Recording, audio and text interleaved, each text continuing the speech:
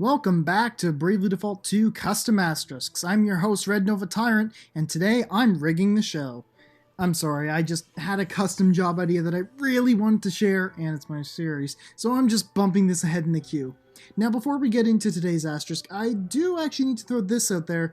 This asterisk will contain some very slight spoilers if you haven't finished Chapter 5, as well as the other games more or less, so fair warning there. And as well, please take a moment to hit those like and subscribe buttons. It is always greatly appreciated. Thank you. Today I unveil a special project of mine, a custom job based around a defining and reoccurring theme in the Bravely series, the ever deceptive and dangerous race of fairies. I suppose this kind of acts as a love letter to the series, if my entire channel wasn't one already, so I tried to make it as flavorful to the concept of fairies in the Bravely universe as I could, while still capturing that punishing element that makes their boss fights so cruel. And this is what I came up with. The Fairy Asterisk is a form of countermage, basically a swordmaster for spellcasters, that attempts to encapsulate the feeling of a return to nature that has been corrupted. To offset its incredible power, it comes at heavy ability costs, a low HP pool, and is extremely squishy to physical damage. The job command name is Trickery. Specialty 1 is Wicked Reversal. You have a 33% chance of answering any elemental damage taken with a random damaging spell you have equipped. This counterattack will still cost MP and will not activate if you are out of MP. Specialty 2, Eldritch Power. The MP cost for spells cast from Wicked Reversal is halved. The special ability of the class is Fairy's Wrath. To activate it, you must use Trickery 17 times, and you unleash a devastating magic attack that does dark, fire, and wind damage to all enemies. It buffs magic attack and magic defense by 15%. Level 1 Vortices, 50 MP. Perform a wind spell that hits random enemies 3 to 8 times. Level 2 is Wicked Flight, 70 MP. Increase your speed and physical defense by 5% for 3 turns, and increase your resistance to earth damage by 1. This ability can be used by Wicked Reversal. Level 3 is Hoarfrost, 70 MP. Unleashes a powerful water spell that hits all enemies once. Level 4 is Blossom, 50 MP. Performs an earth spell that, like Vortices, hits random enemies 3 to 8 times. Level 5 is Skycrack at 70 MP, unleashes a powerful lightning spell that hits all enemies once. Level 6 is Apoplexy for 1 BP, reduce all enemies' resistance to all elements by 1. Level 7 is Umbral Blitz.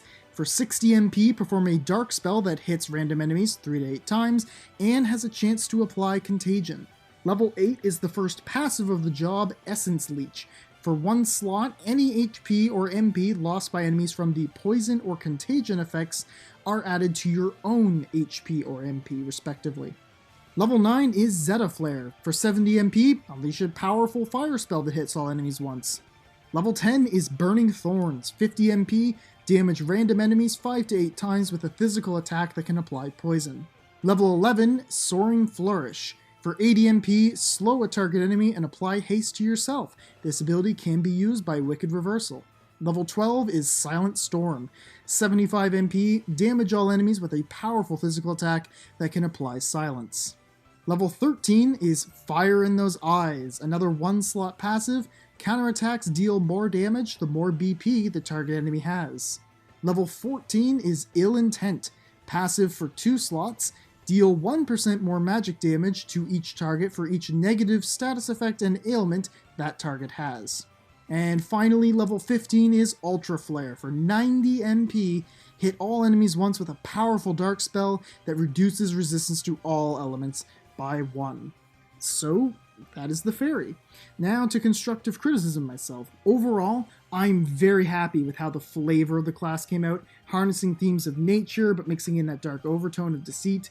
I can also see this class working in a number of combos already, most particularly being Red Mage. Double counters, please. I feel like the fairy will just work well with all the magic damage classes in general. I tried to touch on a little bit from every evil fairy we've encountered thus far in the series and incorporate them, but I'm mostly sticking to Edna because this is Bravely Default 2. In the end though, I'm just really proud of this one. I can see the argument of making some of the abilities have higher costs. That's pretty fair. I feel that the class balances out the generally higher costs of all the spells. Plus, I feel that the class balances out with the generally higher cost of all the spells, plus the fact that the counterattacks are not free, and the class is extremely squishy when it comes to taking physical damage, since the fairy is about countering elemental damage. I also probably could have fit in one or two more abilities that reference the fairies if I just cut out certain spells, instead of trying to have more choice in elements. But with that, I'd love to hear what you guys think of this Fairy Asterisk I've created. Did I do these trickster creatures justice, or was there more I should have done? Any ways you guys would rework the class for balance? Let me know in the comments below. Make sure to check out the other custom asterisks in the series, and don't forget to drop a like and subscribe on the way out. Alright, thank you for watching, have a great day, and I'll see you soon.